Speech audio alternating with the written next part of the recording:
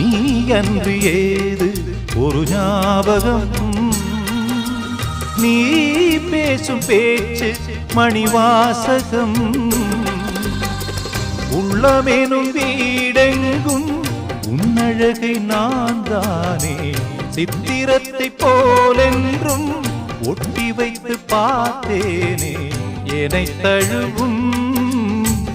இளந்தளிரே